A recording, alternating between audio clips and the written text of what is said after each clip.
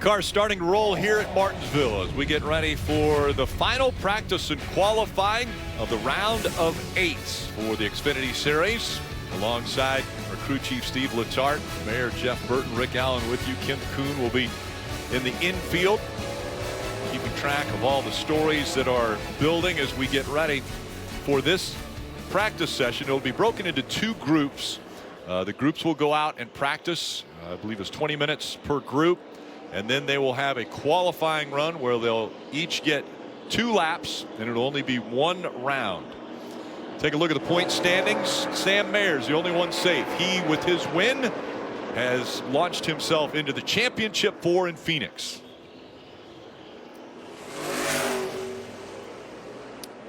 John Hunter Nemechek has to feel pretty good, Rick, at 44 above, right? Sammy Smith, Chandler Smith, and Creed, on the other hand, down there at 6, 7, 8. I think they're, it's must-win situations for those 3. But Jeff, it's a big points battle between Custer, Hill, and Allgaier. Sleepless nights coming for these guys all week. They had them, and then, tonight a tremendous amount of stress between Custer, Hill, and Allgaier. 3 points is almost nothing. I mean, it's just so close, and that battle starts today. If you don't qualify well, if you don't get stage points in stage 1, that might be the difference between you making Phoenix with a chance to win a championship and not having a chance to win it. There's Brett Moffitt out on track. We were showing Joe Graff Jr. there. Again, as you know, in the playoffs in NASCAR, it's not just the playoff drivers, it's everyone that's part of this field. There'll be 38 cars that'll be fighting around this half-mile paperclip tomorrow afternoon, trying to win, while those 8 drivers that we just talked about and 7 that are still undetermined if they're going to race for the championship, they'll be fighting for every point they can get. We know for sure that 2 drivers will get in based on points. If you win and you're a playoff driver, you can advance, like the playoff driver that's standing by with Kim Kuhn. Sam Mayer. Yeah, Sam's win last weekend at Miami locked himself into the championship 4. So how does being locked in affect what you do here at Martinsville? Yeah, I mean, winning solves everything. So being able to win in Miami and not really having to stress at all about this weekend feels really good. Our cars are as fast as Xfinity everywhere we go, and they were really fast last weekend. So hopefully we can have another set of fast cars this weekend. The 7 has to lock himself in still. So hopefully he gets in, and JRM has a 50% chance at the championship next week in Phoenix. It's considerably warmer than it usually is here. How's that going to affect the racetrack both today and tomorrow? Yeah, we think it's going to be a good bit different. Marty's already thinking about different stuff for tomorrow. So we're going to try some of it today and see if it works. There you have it. Sam Mayer getting locked into the championship 4. The one thing he did tell me earlier today, though, is not to make enemies will be key this weekend before he goes for a title next weekend at Phoenix. Yeah, Kim, the Marty he spoke about, Marty Lindley, his crew chief, looking to fight for a championship next weekend. So smart to not make enemies, because you don't want somebody on the racetrack to affect your run at a championship. Easier said than done here. You can see Kaz Gralla going around this racetrack. Look how narrow it is. One car around there looks pretty simple. That's a big curb on the left side. Want to put your left side tires right on that curb. A lot of rubber buildup over here for the modified race last night. Be interesting to see if that affects these cars. But restarts, long runs, this is a physical racetrack, and just running a normal lap here, racing people, it's easy to make somebody mad. There's Blaine Perkins with the payday 0-2. Finished 10th here last year in this race. Take us around the racetrack, Jeff. You won back in 1990 in the Xfinity Series. Was that the first win? First Xfinity Series win? Man, that made me sound really old. Yeah, that was the line. That was the moment. Bet he sounded old. So this one thing about Martinsville is it really hasn't changed. Like this is kind of the same racetrack it was then, and you really attack it the same way. The corners are concrete now. What you want to try to do is stay out against the wall as late as you can, get a big arc, turn, and get to the bottom about right there. And then Steve knows this better than I do because he worked with 2 drivers that were really good at it. When you get to the 5/8 mark of the right corner, like right there, the car's got to be pointed and it's got to turn. If it points there and it turns, everything works. Rear grip's better, everything works better. If it doesn't turn right there, you're in big trouble, because now you just can't go back to the throttle, and now you're spinning the rear tires, car's not pointing, you have to wait on the gas, and there's just no speed. So corner entry, and then, you know, the 5/8 mark, you need to be in the throttle and be in the throttle hard. And I think the great drivers here are the ones that know exactly how to manage that 50 feet, right? Like, it's a small area. Yes. Whether you crack the throttle or you literally wait an extra 15 feet completely changes kind of the exit of your corner. There's Rajah Caruth. So you said that it hasn't changed much. I believe there used to be maybe flowers or plants in the grass, definitely in the inside of the curb. Jeff, actually take us through it. This was the first win in 1990. Yeah, this was 1990. This was a huge win for me. I honestly thought my career was about over. Watch out, Kim. Yep. Still runs like that. And, you know, I really thought that I was at the verge of my career being over. Just things weren't going well, and just physically, emotionally exhausted, and won that race. And immediately the weight of the world came off my shoulders. And from then on, things, not that they got easier, but I had a lot more confidence. We mentioned sleepless nights. Well, Allgaier, he's one of those drivers that's fighting within 3 points of making the championship 4. The end of October is upon us, and now in Southern Virginia here in Martinsville, but so many beautiful sights around here as fall is hitting the area, foliage changing colors, and just a gorgeous countryside when you come to Virginia and Martinsville for racing. And that's what we're here for this weekend, to determine who the championship 4 will be in the Xfinity Series and the Cup Series. Tomorrow it's the Xfinity Series turn, and today it's practice and qualifying for the series, as we're watching Brett Moffitt in the 25, currently second fastest as far as for a lap. Had a good race here back in April, ran 9th. This is a good example. Jeff, you talk about that rubber going down. I mean, normally when we show up, the concrete area is pretty light. The tire rubber sticking to it is a big topic of conversation, and it has a lot to do with the weather. We're going to talk all weekend long about the temperature. Colder concrete, Rick, for whatever reason, I'm not claiming to be a chemical engineer, but the cooler the concrete, the less the rubber builds up.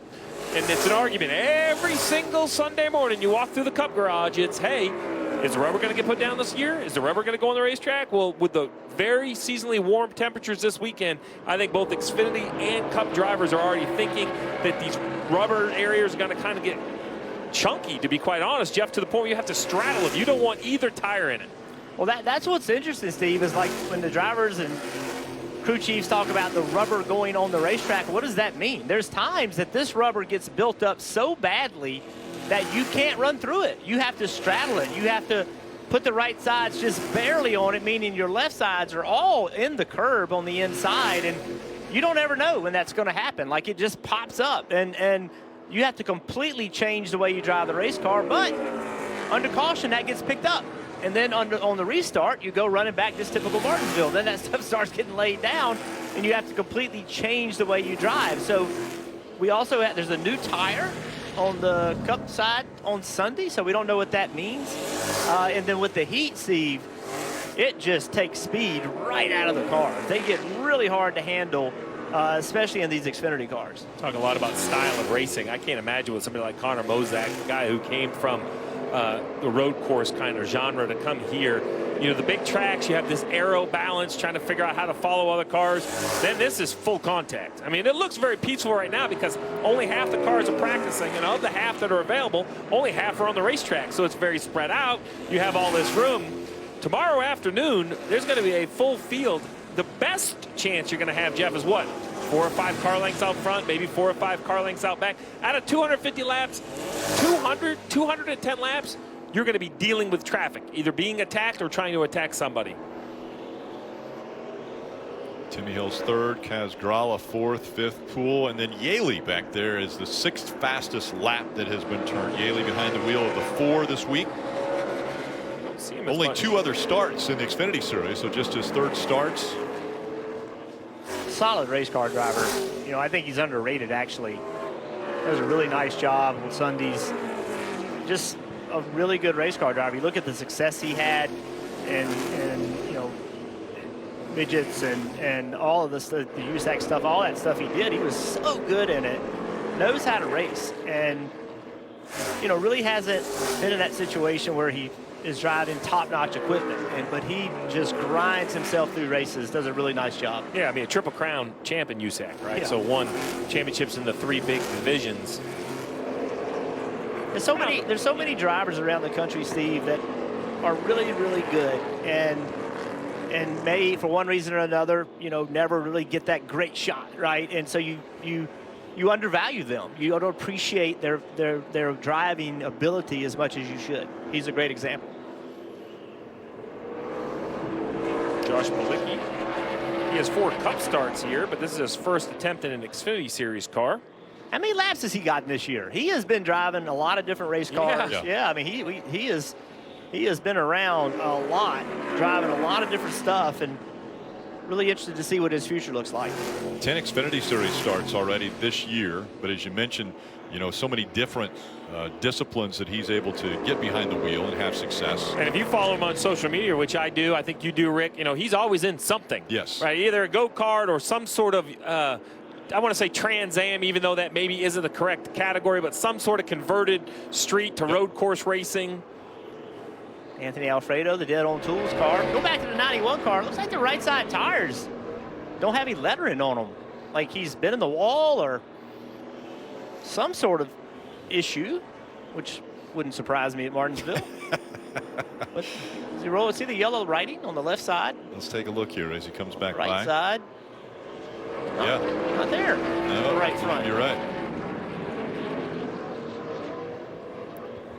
Again, the composite bodies on these a lot more resilient, as that ends the session for the first group that was out on track. And again, fastest Blaine Perkins of that group. Oh, Raja Karuth, the 21-year-old from Washington, D.C. I guess he's going to be Iron Man. I'm Iron Man. For Halloween, of course. Second group is now rolling off of pit road and making its way onto the track. This one packed full of playoff drivers like John Hunter Nemechek. We've already mentioned how John Hunter Nemechek, as far as points wise, looks pretty comfortable at 44 above the cut line. And what a season he's put together. Oh, it's a great season. And all of these playoff drivers, as you mentioned, are very thankful to be in the second group.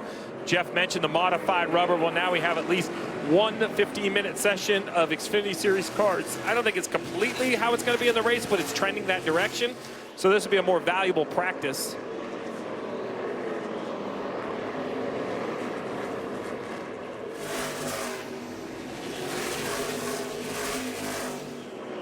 Kim, what do you think the expectations are tomorrow as far as track and race conditions? Well, race conditions won't look like they will from now on. That's because the race is scheduled to end about right now tomorrow. So, Steve, you just said how valuable, or much more valuable, this second practice section will be because of the rubber laid down. They're not having to deal with the mod rubber. But I'm hearing teams tell their drivers, all right, this is when the race is going to end tomorrow. So if you're telling your driver that, what kind of feedback are you hoping he's going to give you that you can actually use tomorrow, knowing the race should be over by this time? Well, the real key is, what's our goal for this? I really want Kim a 15 or 20 lap run. Don't get too caught up in traffic. This 18 is right up the 20's rear bumper. I would be like, back it down a little bit, which he just did. Let the 20 go do his thing. Let's go do our thing. Why are we making this more difficult than it needs to be? Let's get a little fresh track. Trust me, you'll have enough bumper tag tomorrow. We don't need it in practice. That surprised me that we saw the 18 come out there right away. Sammy Smith almost got into the back bumper of John Hunter Nemechek, and that was first lap of practice. Bring practice back. That's how it used to be. Man, I used to put 36 of them out there at the same time, and it was chaos. I mean, you just had to go. That was fun. We're combining first practice and second practice, so that's why you see Perkins and Moffitt still on here. But the cars that are on track, you're going to see the green chips next to their names.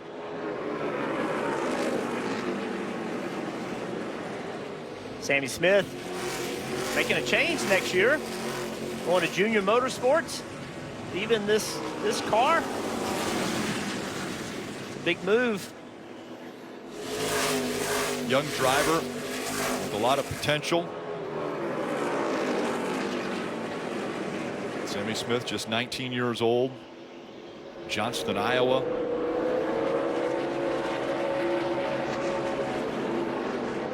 A little bit of a surprise that we saw Sammy Smith move from the Toyota camp to the Chevrolets with Junior Motorsports. Kim. That team, though, very optimistic about this weekend. Remember, in the spring, they finished runner-up, and when I talked to crew chief Jeff Mendering this afternoon, he had a huge smile on his face, said they've already started prepping their championship car. They had so much optimism because Sammy cut his teeth on these short tracks, so they feel like this is right in his wheelhouse. They're expecting to have a great weekend and find themselves a spot in the championship 4.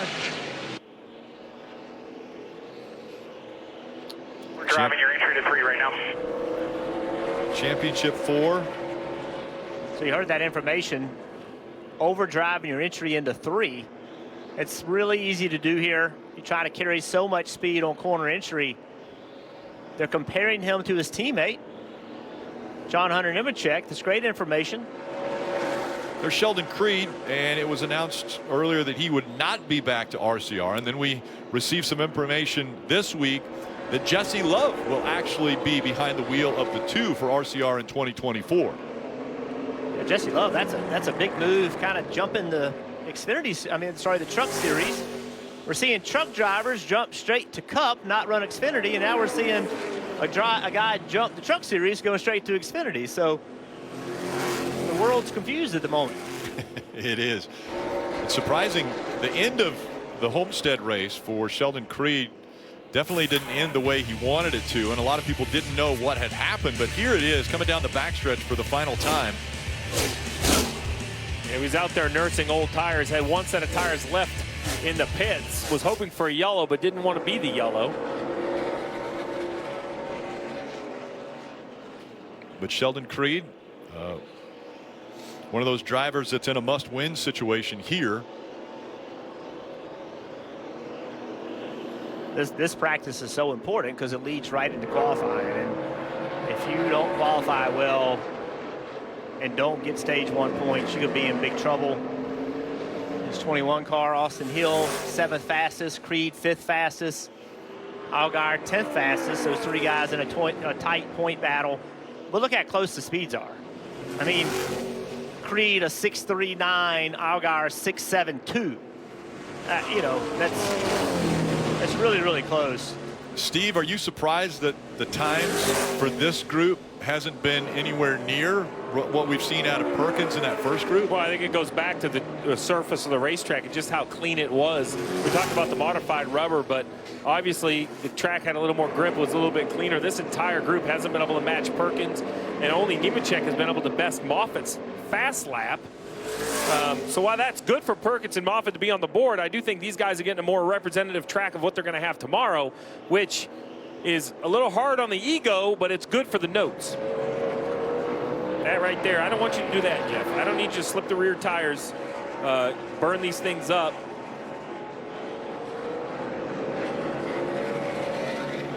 Allgaier, the 37-year-old. Right now, he's the one who's behind that cut line.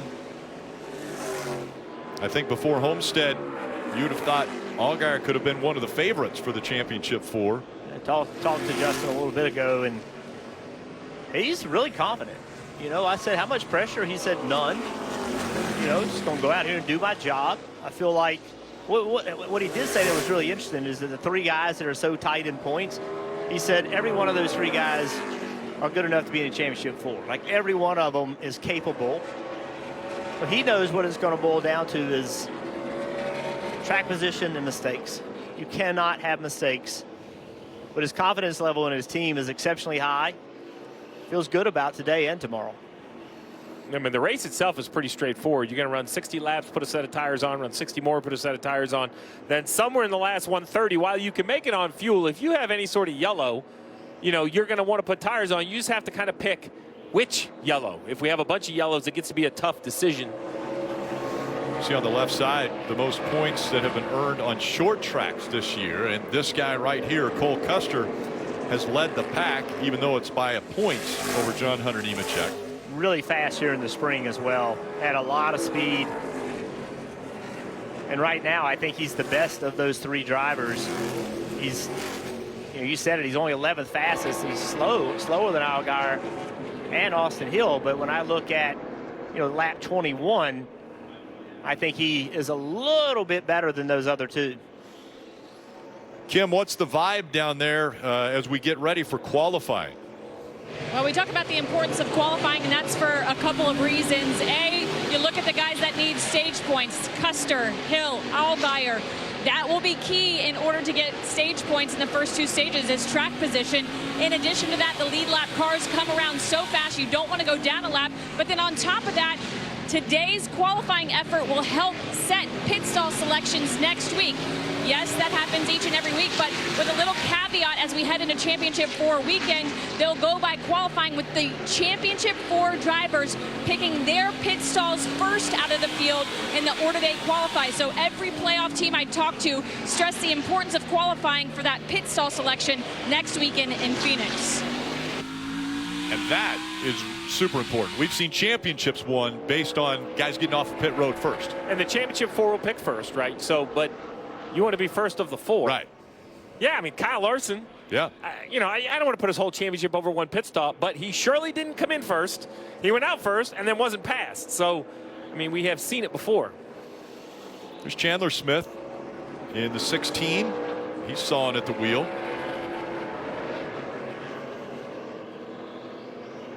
A lot to still be announced over there at Colleague. Yeah, just a lot of unanswered questions on what this driver lineup is going to look like next year. Yeah, we know Chandler Smith's leaving. They all announced that. Where's he going?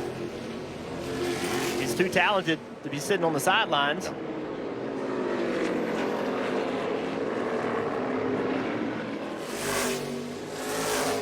Talked a little bit ago about Cole Custer potentially being the fastest.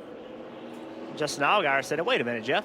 I feel like I've got a lot of speed too, and I think he does. As this run has gone on, he has shown a lot of speed. You saw him experimenting a little bit right there in 1 and 2 up the racetrack. And this is something you'll see. Let's see what he does this time. That time, just left side tires right on the curb. But there's another way to get around this racetrack, and that's not being on the bottom of the racetrack in the middle of the corner. Use a lot of it like this. Then turn, be on the bottom on corner exit. It's a whole other way of getting around the racetrack, and Justin's just experimenting. He's just out there trying different lines, trying to see what his car does well, what it doesn't do well. And that's all about trying to find a way to pass. Because if you do the same thing the guy in front of you is doing, you're not going to pass him. So what he's doing right here is if a guy was in front of me just wrapping the curb, left side tires all over it, how am I going to get by him? That's what he's working on, trying to figure out if his car will let him do it. And when you're looking at the scoring pylon, just above Allgaier's name, you see Snyder. Myatt Snyder, only 4 starts in the Xfinity Series this year. This will be his 5th, but pretty impressive lap there for Myatt after not very many starts this year. It's tough to jump in behind the wheel of a car and then go out there and put together a top 10 speed. Yeah, he has 5 starts here. He's found some late model success here, but even though it's the same track, these cars, Jeff and I were having this conversation earlier, the amount of horsepower in these cars, the weight of these cars, for sure, it does help when you come to a track you're more comfortable at. You've run laps here, but they just kind of react so much differently than a late model as far as weight and response. The key to that, Steve, is recognizing that you understand the track, but not the car, right? So when I watch drivers that come from the late model stock cars to run the Xfinity race, especially Xfinity race, not so much the truck, they try to drive it like a late model car. And so what they do is they really arc the corner, like they stay against the wall forever, and then they turn late and get to the curb really, really late. That works great in those cars because they're low powered, high grip. These cars are low grip and high power. And it's completely opposite. If you ever miss that curb, it's hard to get back down there. So you have to recognize that it's the same track, but you have to drive it differently. Here's Ryan Sieg. Only 1 top 10 finish in his 6 Martinsville races. And you see this group kind of compared to the first group. Most of these cars have just stayed on the racetrack. We've had a few cars come on and off, But like you look at Ryan Sieg, right? He's run 22 laps. So he's maybe came off for one stop on pit road to make an adjustment, but a lot of laps run in this group. Love that too, Steve, because that's what this race is, right? You get at least one long run, and you can lose or gain a ton of spots in that long run, and then you get several restarts, right? And your car's got to fire off well. If it doesn't fire off well for a restart, you get in trouble. If it falls off on a long run, you get in trouble. You really want both. How about Riley Herbst in this 98? Got that win out in Las Vegas, backed it up with a second that looked like it could have been a win at Miami, and here he is working through traffic. Chasing after the one of Sam Mayer. You already see the lines changing, right? Saw how Riley Herbst went around that corner. He wasn't trying to run the bottom. He was trying to run the middle. It's good to see a guy like Riley where it all starts to work, right? Like a lot of people doubted him, and he doubted himself a little bit, and he just kept grinding and fighting and working, and now the results are coming, and it's so much fun to look in a race car driver's eyes when they now know they can do it, right? And because it changes how they believe in themselves. Their confidence gets through the roof, and you can see it with Riley. Well, he's on a career best 3 top 5s in a row, including that win. He passed Sam Mayer, who has 4 wins in 12 races. So these two are probably the hottest drivers. Now, they have about the same amount of tires, and you see the speed in the 98 versus the 1. I talked to a couple crew chiefs, and they said, while there is tire fall off, they said they refired pretty good. What they mean by that is if they cool off, so either coming to pit road and sitting, or in the race, just a yellow, and let the temperature come out of the tire. They said they surprisingly kind of fire right off better than you would expect. So I think that's what made that 98 look so good right there, is he was just off from pit road.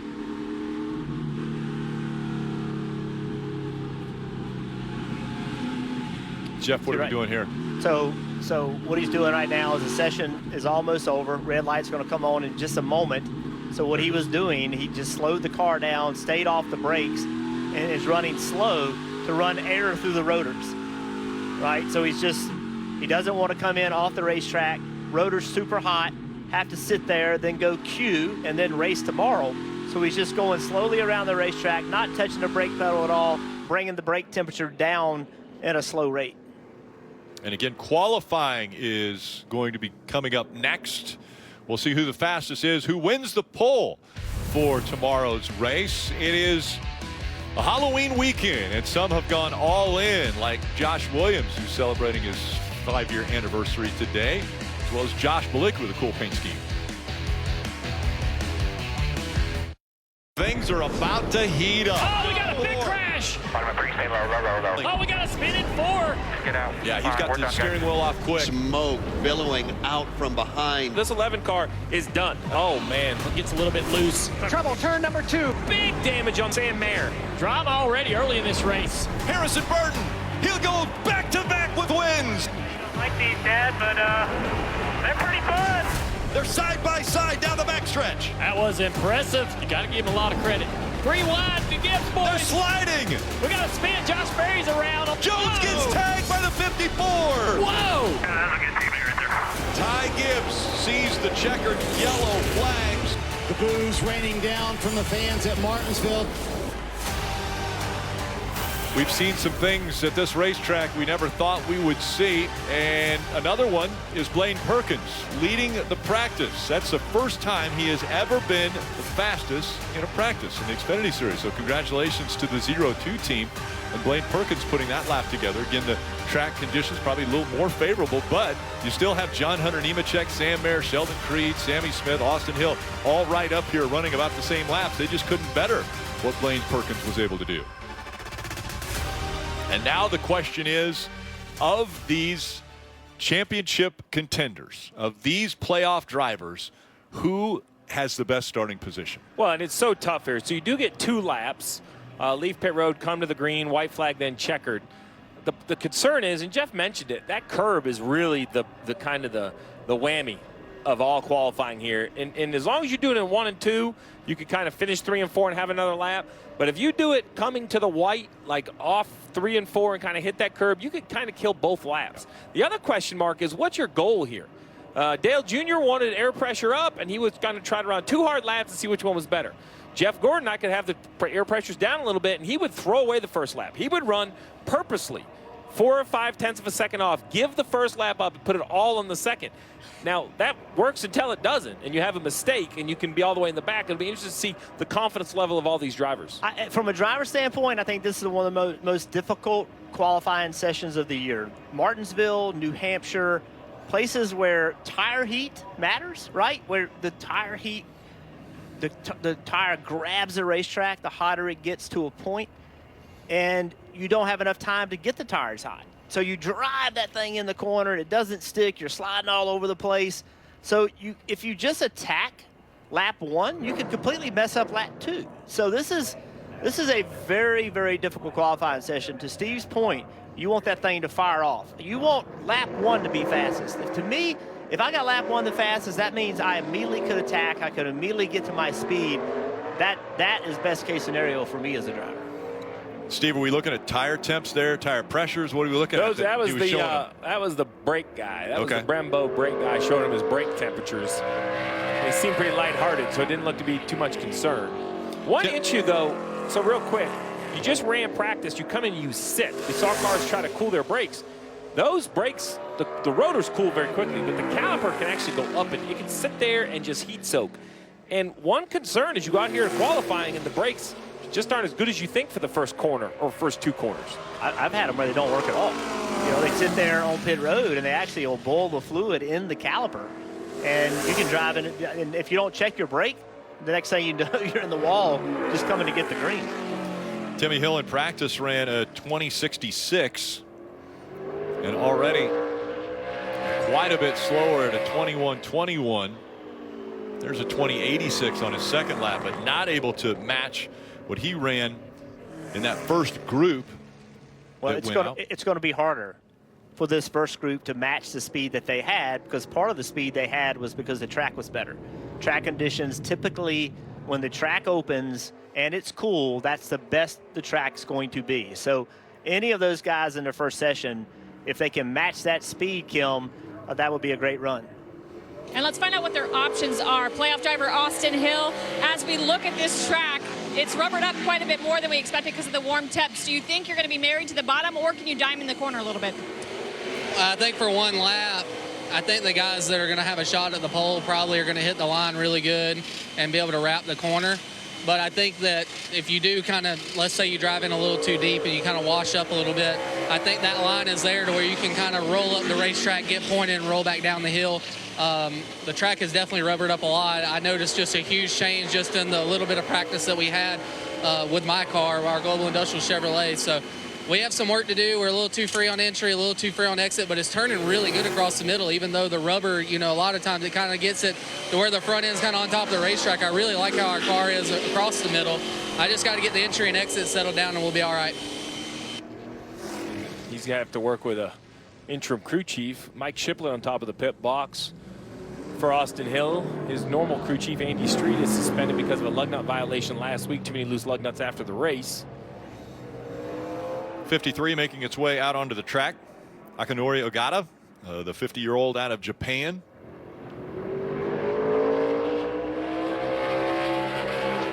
Ogata's practice speed time was 21.18. He's trying to get some experience over the last several years with stock cars. Seen a left front lock up into 3, running late models in Hickory. Actually ran this race in 21.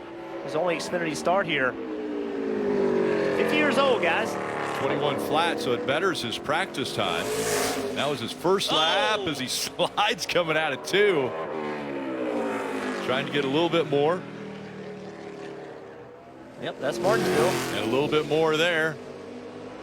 Listen, if you're a NASCAR fan and you're looking at this 53 wanting to know why there's a windshield wiper on it and the mud flaps or the rain flaps, you know, wet weather tires are available now for some of these short tracks. Now, the weather looks amazing this week, so I don't think it's an issue, but it is worth pointing out. That's why you see the windshield wiper. Just trying to go to the throttle there. Rear tires didn't hook up. Here's Kyle Sieg, the younger brother to Ryan Sieg. paint scheme where the quarter panel's the bottom tip of the quarter panel, that all black, it keeps making me think there's some damage on this car, like the bumper's already been smashed in. Put together a decent lap here. His second lap, fair amount better than his first lap. Slides off of 4, but improves. He goes 20.53 for the fast lap for Kyle Sieg. So he was able to outdo Timmy Hill, as J.J. Yaley will now be on the clock. Talked a lot about J.J. Only 2 Xfinity Series starts this season. Best finish of 28th. That was at Texas, the 1.5 miles. And he goes out and runs a 20.42 to better Kyle Sieg. Yeah, you see what his approach is. He's trying to just get the left side tires on the curb and then stay there. I think the best exit will be left side tires right at the curb on the exit of turn 4, but we'll see what happens. Kim, how you feeling about that veteran driver? I feel good because Justin just told me his long run car was great, but we're about to qualify, so what can I do for a lap or two? Well, we kind of know what we were missing for the short run there, but I'm really proud of this race team. You know, our Helmets Camaro was really good right there. The track is completely different than what we've seen here for a long time. I mean, the rubber that's down, the amount of grip that there is. I mean, the speeds are incredibly fast. So, you know, I gave up a little bit on the short run there, just probably being a little too patient. But like I said, our car was really good on the long run. And, you know, we've got 4 really fast Junior Motorsports Camaros this weekend and really excited about the direction. This has been a great racetrack for us, and we can go do it this week. That's that confidence you were talking about. You can hear it even in the interviews, Jeff. Like, I mean, he's right. His car is fast, but man, I kind of like it. I like the swagger.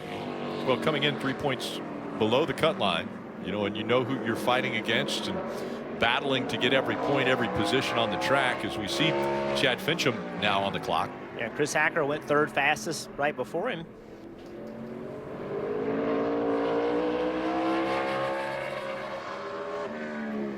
Fincham's first lap at 20.65.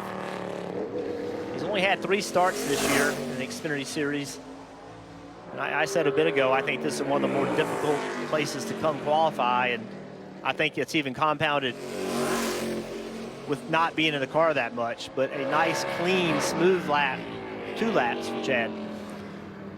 Fincham's second lap was faster than his first, and we're about 50-50 now as far as first lap being faster than the second is Raja Karuth. Let's hope he took the Ironman mask off, put the helmet on.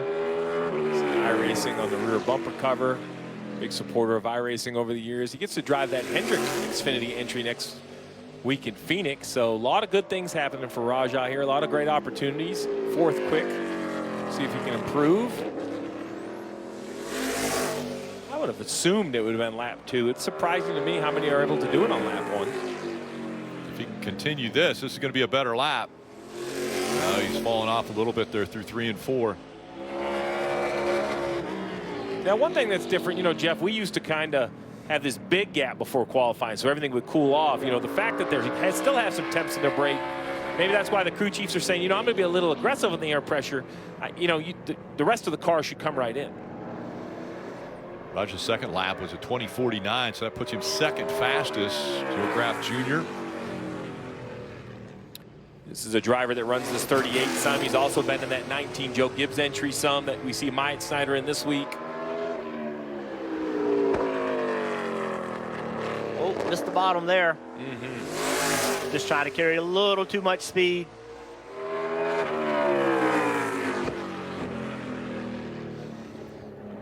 Kind of did it again. A little shallow, a little straight. Second lap a little faster for Joe Graf Jr. He is 5th fastest of the 9 that have gone. Every driver seems to be trying to grab just a little bit more speed. It's like Ogata there. Qualifying continuing for the Xfinity Series from here at Martinsville, as now we're seeing the 28 of C.J. McLaughlin on track. Last year finished 24th in this race. His only start here. He has a degree in mechanical engineering. You want to have a debate with him about something? Well, I'm wondering if the next step is you go from driver to team engineer and maybe even slide into the crew chief spot. I think he wants to be a driver. I've been arguing with engineers forever. I don't need another one on my list to argue with. You and I share that. I would guess it would be more difficult. Well, maybe it's easier for an engineer to tell an engineer what he thinks needs to be done to the car. I do. You ever heard two engineers talk to one another? Yeah, yeah. I mean, come on, Rick. I mean, it's over my head. If CJ becomes very valuable, if he decides at some point he wants a job in racing as an engineer, yeah, that have is some true. driving experience, Sure. that would make him very valuable. Yeah, we half joke about it, but there are times in my career looking back that I think I would have got to the solution faster if I had driven. Right? I hear what the driver's saying, but I couldn't really relate because I'd never really, to be quite honest, never had the skill set to put the car where it needed to be. I just can't do it. Can't tell my hands and feet to put the car right, and I do think that helps. Look at somebody like Rodney Childers, Matt McCall. There's a lot of cup-level crew chiefs that have come from the driving realm. Jeffrey Earnhardt on his first lap goes 5th quickest at a 20.67. Lap number 2, a little bit better, 20.54. So now we're starting to see more and more that second lap is fastest. Here's Blaine Perkins. He was fastest in practice. We'll see if he's able to back that up. Well, we heard what Allgaier said about how much grip the track had. Then we heard Austin Hill talk about how much the track had changed. Well, no one's going to realize that more than Blaine Perkins in that first group. And you can kind of see the front tires just not working like he wants on entry to the middle, a little bit free on exit. I think that's mostly because of the tight end. 20.59, lap 1 for Perkins. Hit He was able to hug that curve. Yeah, Yep. but yeah, it just looked like he kind of hit the curb, got in there really good, made a little contact with it, shot the car up the racetrack. Love the scheme, the payday scheme, great colors. I'm a big fan of the payday. Lap 1 fastest for Perkins, and that keeps him in 6th. All in with the Halloween feel for Josh Bilicki. I see Chemung Supply, and I immediately start thinking about the onion. The Bodines. That's our ages, because I was thinking Jeff. Okay. Jeffrey. Sorry. Jeffrey. There you go. Bilicki with a big lap. 20.41 on his first lap out. Trying to improve upon it. Car looks pretty secure. It's a little tight in the middle. Right there, it came off the curb. We'll see if he can carry any exit speed. Jeff, you were probably thinking of Brett, right? Oh, big improvement. Bodine brothers. That's a good lap. 20.29. Connor Mozak next on the clock. Finished 5th at Watkins Glen this year. His best finish.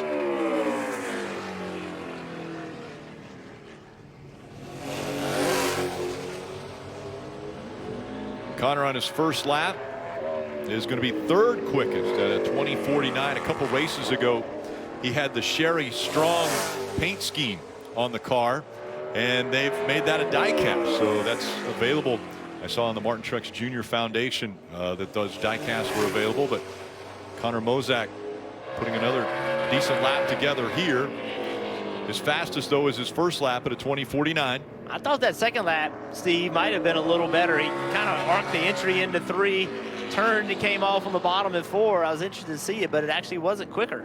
That's what's so hard here. The field's so close that if the driver uses a little bit more brake and has the car exactly where you want it, big lockup. you think it's fast. Now, those you can see, obviously, right, Jeff? But if you overslow the car, you can make the line look great. It's just not fast enough. Yeah. And this is a situation where you're going to ruin both laps, right? When you miss 3 and 4 in your first lap. I think he's okay because you still carry speed off of turn 4. You're right. I mean, it kills that lap, but I think your turn 4 speed's okay. It doesn't help it by any means, but I don't think it just destroys the second lap. That's a common problem. Yeah, that issue's better than hitting the curb, say, trying to turn back to the bottom of 3 and 4. That would make a big difference. So some of this is car setup too. I mean, not to just take it off the driver's hands, but you can completely change that left front tire lockup with the setup of the car. We have always struggled with that since the beginning of time. It just is very difficult to do, to get the car to do everything you wanted to do and not have the left front tire too light on corner entry.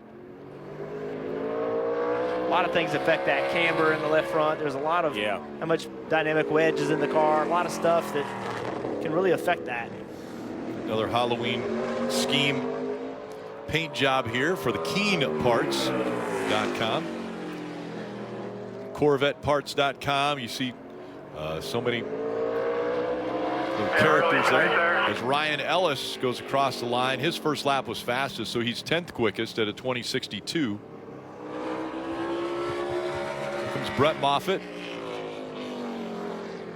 Moffitt, another one who was top 3 in practice. So he just turned left and just got to the curve as quickly as he can into turn 1. Did the opposite in turn 3. Stayed out against the wall a little bit longer. Lap hitter. Kim, what's going on with the 19? Yeah, we saw them out during practice, a lot of thrashing going on. Apparently NASCAR saw something they did not like, so they had them push the car all the way back through inspection. He was able to get through, so Myatt will put down a qualifying lap, but the team definitely sweating down here after having to go back through inspection per NASCAR's request. So there's a list of approved adjustments you're allowed to make. Once the car goes through inspection, it's technically impounded. You practice off pit road, then there are a list of adjustments you're allowed to make to your car. It's not completely frozen, but that's the list you need to work within. Perhaps NASCAR, something they thought was outside of that, pushed it back through inspection. And I appreciate NASCAR, if there's question to it, just push it back through inspection and give them the chance to qualify. Just make sure everything's up and up for the fan who invests their time watching and for the team putting the effort in. You're better off knowing the starting lineup after qualifying. We saw Moffitt post the fastest lap just a moment ago at 2022.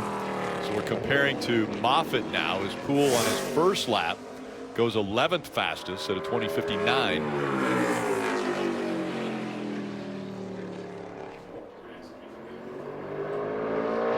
Not the side grip he was looking for there on the corner exit. You see him trying to go the gas, but the car was just coming up the racetrack quickly. There's Casgarala. This is one of my favorite paint schemes. It's clean. See, these guys do a lot of marketing. It's fun to see what they do when they come into towns. That's what I was going to say. We see this car. They have a Supra right off the street, right off the showroom, wrapped just like the race car. Really creative idea for a show car. It looks just like this car, and we see it at a lot of different places where your Island Coastal Lager could be supplied or purchased. A lot of in-market activation. That was a good turns 1 and 2 right there. Really did a nice job getting the car to rotate, going to the throttle. And across the line, Casgarala, first lap is going to be the fastest at a 20.44, slotting Casgarala in 5th. Moffitt still the fastest. Playoff drivers about ready to climb behind the wheel. Jump into the exciting, intense, and uplifting world of first responders, police, firefighters, and dispatchers as they face heart-stopping situations and save the day. The 911 Marathon, that's next on USA. As we see the 11, Lane Riggs making the first Xfinity Series start here at Martinsville. So, Jeff, you should have walked down there and told him what you were saying about late model, because the first lap, he tried that high entry and it never got to the curb. Good adjustment on his second lap. Got to the curb that time. Same thing, though. Yeah. I mean, I know it looks like much, but you can't wait to get to the curb that far around in an Xfinity car. You got to chase it in there and roll around the curb. What's weird is you can do it on old tires. Yeah. Because the pace backs up so much that you can arc it and then you can turn late if your car has enough rear grip to do it. But on new tires, it's just hard to make time doing it. You compare it to here. Now, this 19 of Myatt Snyder, he's going to drive a little straighter in, get to the curb, or try to. Left front lock up. So now it's all about getting back to the bottom, getting a straight shot off. That was a nice corner. I thought he overdrove the entry. I was wrong. It still turned the middle. That 19 is really cutting the middle of the corner. Yeah, and the first race Myatt ran here in the Xfinity car, he was doing the same thing. And and he recognized it. And the next race, he didn't do it anymore. He drove it like That's the turn there. Yeah, drove it like an Xfinity car. But that was just a left front lockup, just trying to get a little bit more. That's Martinsville. You got to go faster, right? Yep. He got away with it the first lap. He had a great 1 and 2 trending in the green, which is, I don't know what, a mile an hour, mile and a half an hour faster into turn 3. And that time the left front just wouldn't allow him to get there. It's a good lap. Talk about late model veterans. This guy's kind of won it all when it comes to the late model world. We'll see. And he's had success here in the Xfinity Series. You see it, though, like entry speed. Why is it turn 3? It just seems like it's easier to get into turn 1 than turn 3, at least as far as looking at data and making mistakes. Does it feel that way from behind the wheel, Jeff? You know, the corners look the same, but there is a little difference. I've never honestly been able to pinpoint what's different about them, but it just seems like a little different grip level. Always wondered if actually one end of the racetrack had just a degree more banking in it or something than the other.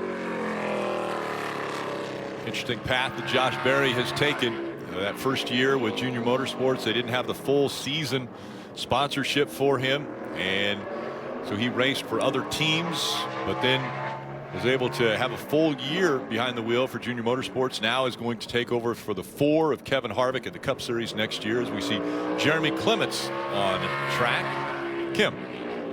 And John Hunter Nemechek comes into this race plus 44. So does your points position make anything about this weekend any easier for you?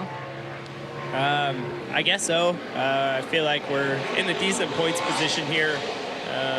We just got to go out, and it's another race for us. Just got to go try and score stage points in stage 1, stage 2. Hopefully we can do that and lock ourselves in early into the Final 4 and then go race for a win.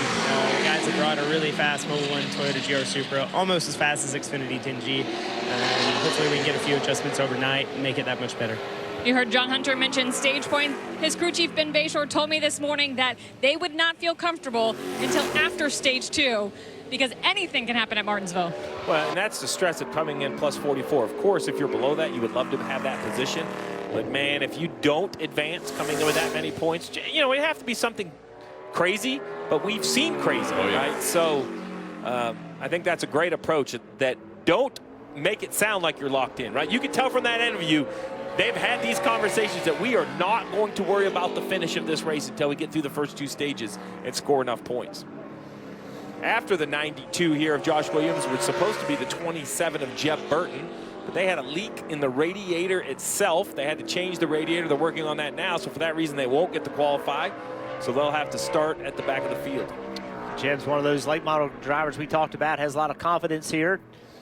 Just lives about an hour down the road. Hometown track. How many laps do you think the Burtons have on South Boston?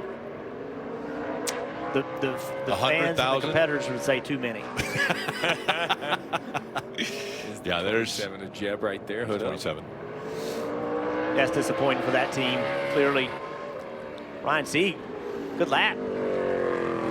Third fastest on his second lap at a 2020 for Ryan Sieg.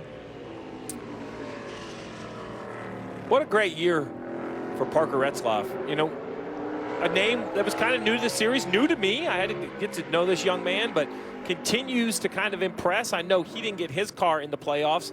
Jeb Burton is his team car who got in with that win at Talladega, but I think the future's bright for this kid. He just always seems to be there, right? You're never predicting him to have a top 5 or a top 10.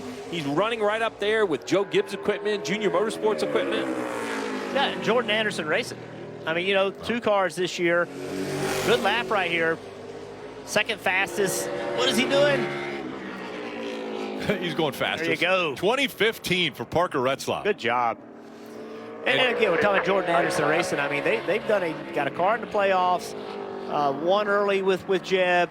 Parker's starting to see him in the top 10 on a frequent basis. Really excited to see what that team can do next year. And that lap from the 31, as you see some left front lock up into 1, I was impressed because I thought he kind of missed 3 and 4. But then that 5/8 mark that you talk about, he found a way to be patient to be able to get enough power down to kind of get the time back coming to the line. Brandon Jones is going to throw an 11 up there to prove that the 15's not going to be good enough for the pole. This guy's been right in the front at the end of the races last year, and think about what that last year, this race last year, with he and his teammate Ty Gibbs. Now, Brandon Jones was leading the race at the end, toward the end of the race, when his teammate, who was already locked into the playoffs, gave him a little shove in the bumper, got him out of the way, and went on to pass him. So Brandon Jones wasn't able to advance to the championship 4, as we see Parker Kligerman now on the clock. Yeah, we talk about teams that have done a nice job. This team also, Parker came into this year, just tons of excitement about driving this race car full time. And he's done a nice job doing it, and the team's done a nice job. And with only 2 races left, it's going to be interesting to see how they can build on it. What can they do to take that next step? Because they're going to have to be better, right? Next year, every team's going to get better. If you don't, then you're going to be going backwards. So can't wait to see what team can bring more speed next year. Parker staying with his team next year. I love that. I love that combination. Well, no driver probably is looking forward to the opportunity to make the playoffs again more than, the 98 of Riley Herbst. I mean, next guy finally got that win. He just was beating or battling, Parker Kligerman, and got knocked out of the playoffs. And then, Riley is just on such a hot streak.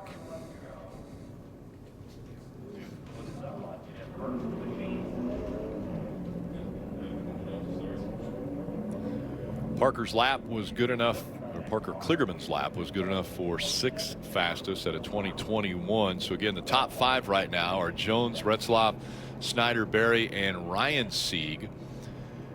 Big weekend here at Martinsville as we look forward to the elimination race.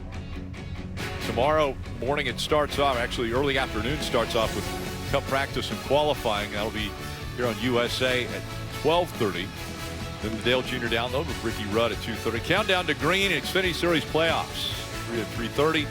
And then on NBC on Sunday at 2 o'clock, the Cup Series will have their shot at who will make the championship 4. Again, last year it was, well, Christopher Bell won the race, but I think won the hearts of so many was Ross Chastain riding the wall to advance into the championship 4 out of the Cup race. Brandon Jones is coming off the track and is the fastest with a 2011, standing by with Kim.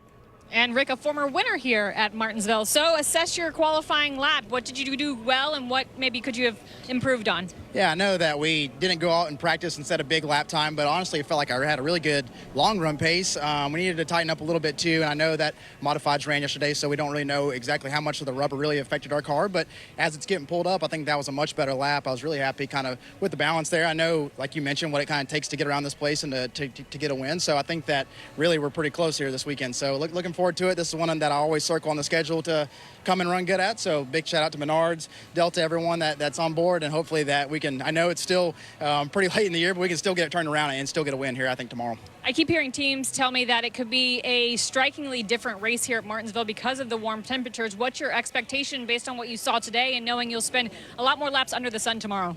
I would say it's probably going to be similar to, honestly, the spring race here. I think if you go back and look at just statistically the weather and how it is, it's pretty matched up to where we started this year and ran really well here the first race too. And I think we've honestly made bigger gains on our Camaros as well throughout the year. That was pretty early, so I think we've done a lot better job at getting better race cars to the track, and so I think that we'll have a better shot tomorrow. Brandon Jones looking to cap off the season with a win.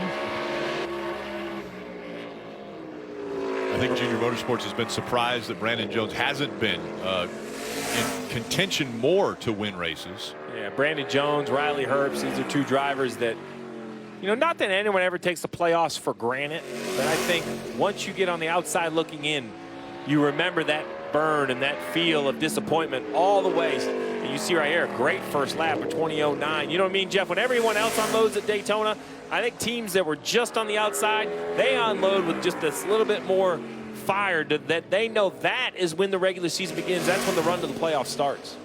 Look at this lap. Are we going to see the pole being a sub 20? I'm guessing yes. I don't know. I don't know if we'll see that or not. I mean, Riley Herbst and Brandon Jones both were fast in practice. It's possible. Here's Chandler Smith, and he's trending, was in the green. Let's see if he can stay there. He loses a little when he goes into 3. Riley Herbst now at a 20:09. This car did not look very good in practice. Long run speed was falling off pretty hard around other cars. So better second lap here.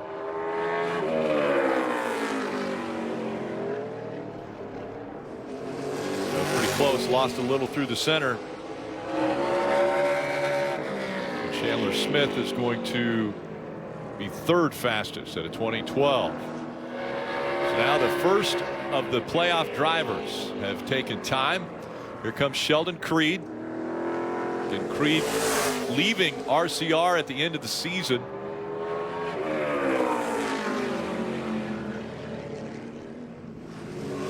Almost felt like he threw that first lap away.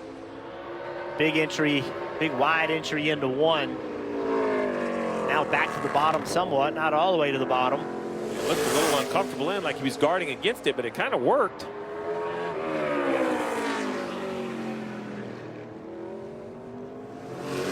So good through 3 and then lost it in 4. Sheldon Creed, a big pickup on his second lap, goes 2012. That puts him 4th right now. So when you said sub 20, what I look at is the gaps, right? 09, 11, 12, 12, 15, 15. Normally Martinsville just fills right in. Now it's not rare to have a pole sitter jump out there by 5 or 6 100ths. We'll see if somebody's able to do that. But the top 10 normally so close. Nerve-wracking qualifying for these guys, you know.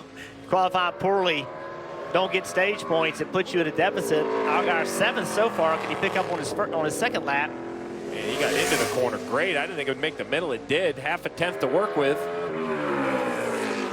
I love the fact that he didn't gain a lot there. Like he didn't overdrive the entry. Can he keep the exit speed? He will.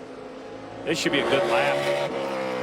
There it is. That answers my question. No, he didn't get there. 20:04, so he doesn't break 20, but he is the fastest. And that's that gap we were talking about. I know 04 to 09, that's not a gap. I'm like, well, that's a gap here at Martinsville, right? Like, didn't mean to interrupt you. Sammy missed it there. Yeah, big lock up on the left front. That time into 1. Normally we see lock up into 3. I love this look right here. I don't think he's blinked yet. Watch his eyes, watch his head. What is he looking at? Looking at the curb. Find the curb. Right now, what's your next view? The bottom curb again. Everything he's looking at is on the left side. He's not looking out of the right. He's looking at the left. That's his points. Hit your marks. When you hear a crew chief or a spotter say hit your marks, that's what he means. Look where you want to go. If you don't look at it, you can't see it. It won't go there. 20:03. So that's about 100th of a second faster. Top of the board right there. Sammy Smith, 20:03. So now playoff drivers are currently 1st, 2nd, 5th, and 6th. Yeah, just a left front lock up. He's trying to get to his hauler, get some of his Pringles, man. Get there quick. Get a snack. Let's see if Cole Custer. Yeah, see if he can duplicate what he did in the spring. It was a 20:05 pole in the spring. He's going to have to run a little quicker if he wants to pole this time. Haas CNC on the side of the 00. Company of Gene Haas. I love how he enters the corner. Nice. Great lap control. Here. 20:05. So now the top 3 are a 20:03, 20:04, 20:05. Now we just need Austin Hill to qualify like an 0.52 or something, and they'll all 3 be right there together. Here comes Daniel Hemrick, former series champion.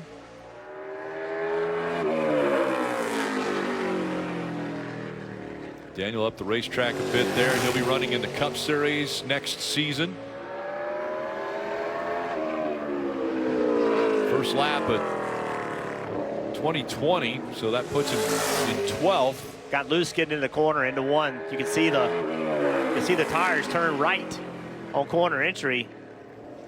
Just did not have the stability he needed to be able to drive in the corner as deep as he did.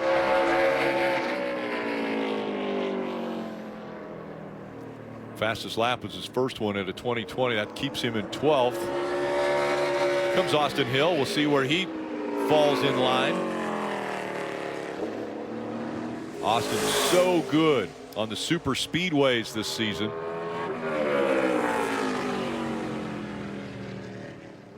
Little bit of lock up there as he entered the turn.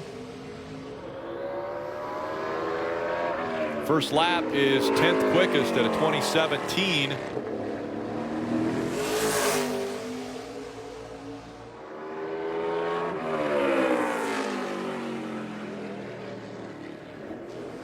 Roll the turn very well that time. Loses a little off turn, and that will bump him up just to 8th. So a 2013 for Austin Hill. All right, so advantage Allgaier and Custer. I know it's only a few spots, but they're only separated by a few points. Mentioned to John Hunter Nemechek the cushion that he has as far as points go, 44 above the cut line. He said he still wants to get stage points in stage 1 and stage 2 so he can lock himself into the championship 4 on points, and then maybe go after that win, which would be his 8th win this year. Already 7 wins, the winningest driver in the Xfinity Series in 2023. Well, 17th on lap 1 is not going to make the quest for stage points any easier. We'll see if he was just kind of warming everything up. Big lap happening on lap 2. Big improvement. Missed the bottom, though. It's going to hurt him. Nemechek goes up to 5th, though. Yeah. A big second lap. Big improvement. Almost like you mentioned before, Jeff, like he wasn't that concerned about lap 1. And that separated Austin Hill even further from Allgaier and Custer. Whoa, whoa. he was in trouble right there. That was an eventful turn 1. Final one for qualifying, and Sam Mayer. And Mayer's first lap, we'll see where he falls in line. He's 17th on lap 1 at a 2028. This car is loose. He would have to pick up a bunch if he wants to better Sammy Smith. You see him in the lower left corner. This could be his first pole. Can Sammy Smith hang on as Sam Mayer comes across the line? He doesn't improve. Sammy Smith gets career pole number 1 here at Martinsville. Okay, so for a driver who's 49 points below the cut line, you start on the pole. That's the first goal, right? Let's hear from the pole winner, Kim. And Sammy Smith picks arguably the most important race to win your first pole. How do you keep all those cars behind you, though, and end up in victory lane to get a championship 4 spot? Yeah, I think just keep it with the racetrack. We knew coming into here we had to have our act together, and we did that. Thanks to everybody on the 18 team. They brought me really fast Flying J. Pringles, Toyota Jura Supra, so just got to keep up with the track tomorrow and do our jobs, and feel like we got the car to do it. Runner-up in the spring. What did you learn in the spring race that could help you here tomorrow? Yeah, I think a lot of things just felt like what we needed to do with car, and I feel like a couple things I needed to do as a driver. So I feel like we got those squared away, and hopefully we can put together tomorrow. Sammy Smith will lead the field to green in tomorrow's NASCAR Xfinity Series race. Thanks, Kim. Make sure to download the official app of NASCAR Tracks, and that will keep you up to date on the latest race and event information from all of your favorite tracks. All you have to do is search Tracks in the App Store and download for free. Start using that today. Take a look at the starting grid. And Sammy Smith, you look at the playoff drivers, a little purple chip there by their names. You have Allgaier and Smith in row 1, then Cole Custer, John Hunter Nemechek, Chandler Smith, and Sheldon Creed, all starting in the top 8. Jeff, you mentioned it, Austin Hill back in row 5. Not the furthest one back because Mayer's behind him, but Mayer's already got a win. So the furthest one back trying to score some points here. We'll see if that comes into play here in stage 1. Yeah, but Sam Mayer back qualifying, saw how loose he was. He'll start inside of row 9. Taz Gralla, row 12. Saw Lane Riggs there in row 10 as well. Connor Mozak back in 13. Rajah Caruth also in row 13. On the final page, we look at the drivers that just couldn't quite find the balance in qualifying. And let's check in with Justin Allgaier. He's standing by with Kim. 10th front row start this season, and a very important front row start because earlier today you said, I need to start ahead of the 00 and the 21. You're doing, in fact, that. How do you keep ahead of them throughout tomorrow's race, though? That's a bigger task than qualifying in front of them for sure, but proud of the effort. I mean, qualifying this year has definitely been something that I focused on. I'm not a great qualifier by trade, so had to dig deep, and this team has rallied behind that, and they've given me race cars that when you do get it right, it obviously works. So hats off to Sammy. That was a great lap.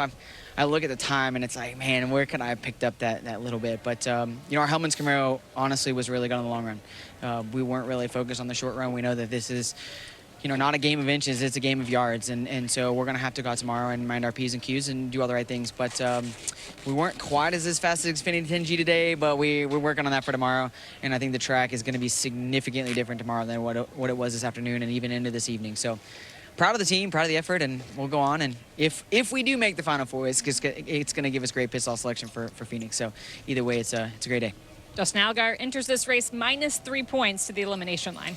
I'll put you guys on the spot as we take a look at what's going to happen over the weekend. Again, tomorrow, Cup Series practice and qualifying starts us off at 12:30. We'll have the race for the Xfinity Series 3 to 3:30, and Cup Series on Sunday at 2 o'clock. That's on NBC. Put you on the spot. Okay, tomorrow, does somebody win their way into the championship 4? And who are the other 2 to get in on points? No chance, my friend. No way. Do I think there's a winner? Yes. I think a playoff driver wins this race. Okay. Absolutely. I'll predict a late race restart and chaos and a lot of drivers mad at each other. we know that you're accurate there. Again, the championship 4 will be decided tomorrow in the Xfinity Series. And we're looking forward to that. There's more NASCAR and motorsports coverage always available on NBCSports.com. Coming up next on USA, it's the 911 Marathon.